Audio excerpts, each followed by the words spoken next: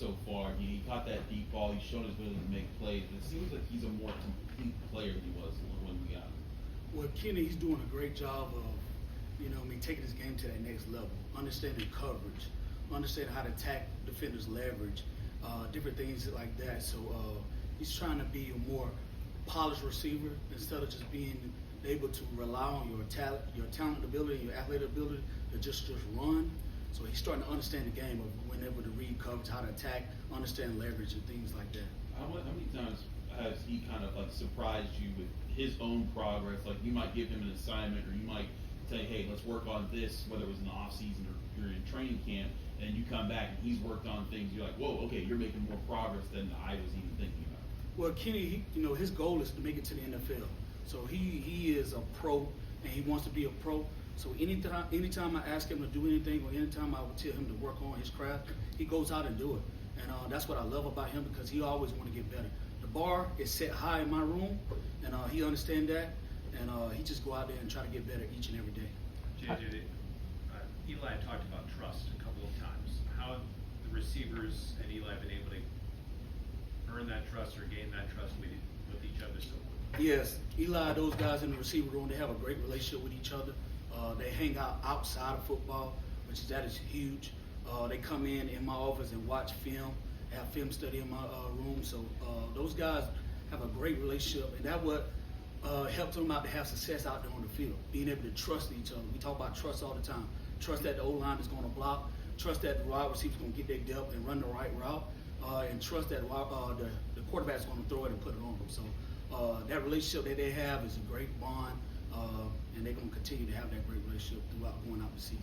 Reynolds' touchdown was his first target of the year, I believe. Yes. How did he keep himself engaged through the first two and three-quarter games? Man, to be honest, I'm so happy for DDay. So proud of him as well. He never folded. He always stayed the same. Continued to get better. The crazy thing is, last week he had one of the best practice. Doing a couple of deep ball drills that we had. He had the best practice that he had all year. And it looks what happens whenever you have a great practice and you go out and do what you got to do, and you get rewarded like that. So I tell him all the time, control what you can control, and the ball will come to you.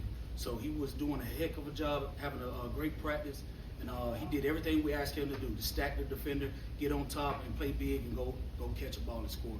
So we happy for him, and it's going to be more coming to him. What was your viewpoint on that? For us, it was like, oh, there's a flag, okay, and I was like, oh wait, he's got the ball. Like, were you surprised to see Well, we always tell them, the quarterbacks, just give us a chance. And I know if he left it in there, gave him a chance, that DDay was going to come down with it. Yeah, they was grabbing and everything, but one thing in my receiver room, I tell them, I don't care if the DB's holding you or grabbing you, we still got to make the play. We some game changers, so we got to change the game. So he did a good job, and he changed the game for us. So I'm just happy for DDay, proud of him, and like I said, it's going to be more coming to him. The last 2 weeks in the big drives at the end of the game, Konate's found a way to get open, make some big catches. Mm-hmm. Is that just his route running, his instincts? Is he getting a feel and finding the open spots? I mean, what's allowed him to do that? Well, Konate, he's a great route runner. He's always going to get his depth. He understands the leverage. He's understand attacking defenders. Where some of the younger receivers might not understand, but he's just doing what he has to do all the time. Like as a receiver, sometimes that ball gonna come to you, sometimes it's not. Sometimes you could be open, you did the right things, but sometimes you just didn't get the target. And just going in the end of the game, Konate's being a pro, doing the things we asked him to do, being detailed, and the ball just came to him, he made a play. So just tell them, just continue to doing the little things right, and just go out there and make your play when it's your time. Eli's been scrambling a lot, using his legs a bunch over these past 2 games. You guys have to practice scramble drill, getting open kind of off schedule? Yes, we do. We do. Always, anytime, something like that. A lot of people playing a lot of drop coverages, and then sometimes you have to scramble. So we practice that. We preach that every day.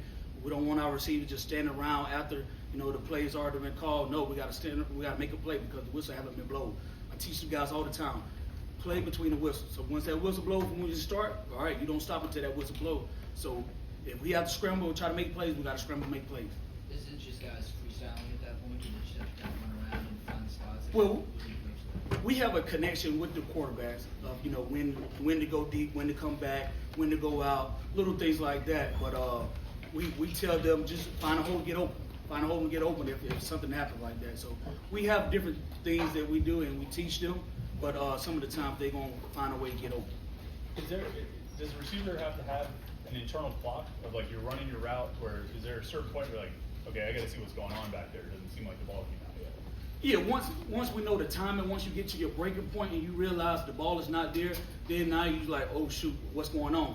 Then once you see quarterback scramble, move around, now that gives me triggering, all right, the next phase, I got to get in scramble drill mode. So it's always a process to it. So once I get out of my breaking route, I notice the ball is not there, now I got to scramble, make a play. What's it been like seeing Poppy, you know, take the step into this program and be such a reliable target as well? You know, Poppy, you know, I know people gonna say he's small, but he's a tough joker. He loves football. He's passionate. He always gonna work hard, and you notice he got great ball skills. So a lot of those catches, you know, a lot of people couldn't make those catches, and that's one thing about Poppy, man. He always gonna rise to the occasion. He always gonna make the plays, and I'm just excited to see what's next in store for this season. Go ahead. He didn't play last season, but can you see his hunger in trying to, you know, play the game this year? Oh yeah, you could tell he's passionate about it. He want to play. He want to get in. He got something to prove, which we all have something to prove. You know, I have something to prove. I was a FCS coach, and now I'm a Power 4 coach. So we all have something to prove, and he's trying to prove it as well. I think for all the things your offense has done, overall, the third down has maybe been an issue where you haven't been as productive as you'd like. I think 5 third down conversions in the last 2 games. What have you guys as coaches seen from third down in these last couple games? You drop one. The biggest thing is the attention of detail, just understand the alignment, the assignment, understanding that, you know, third down is going to get a little exotic from the defense. You know, they're going to show maybe they blitz, and maybe they're going to show like they're not blitzing and then add in. So just attention to detail, understanding your pre-snap read could change from your post-snap read, different things like that. And then all we got to do is worry about ourselves and execute. We'll be fine on third down.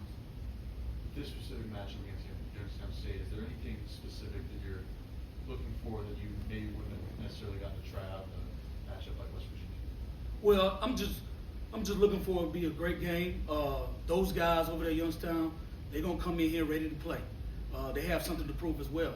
A lot of those guys, you know, FCS players, so they feel like they can play on this Power 4 level. So they're gonna come on in and have a chip on their shoulder as well. So we gotta continue to keep our energy high and keep matching our intensity and go out there and prove that why we're a Power 4. So, because they're gonna come in ready to play as well. So, but I'm excited for it. I'm just excited and ready to get ready to play. What strikes you about their secondary? Oh, well, with their secondary, you know, I tell my guys all the time, watch their leverage, watch how they playing on certain down and distance.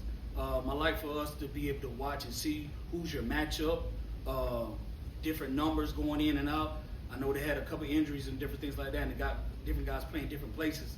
But we still gonna be ready, and we're gonna understand they might play a little bit different than how they play some other teams. But we just gotta be ready for whether they play how they usually play or they play us different. So that's what I've been preaching to my guys with that. Does your FCS background kind of change how you look at this game? I did not hear you. Does your FCS background change how you look at this game? No, I'm always gonna be the same. I'm always gonna come every day to work, ready to play, get better. Don't matter if I'm at Power 4 or if I'm an FCS coach. And in the game, I'm always gonna be the same way. So I attack every day the same, regardless of what level I'm at. So yeah, that's how I am.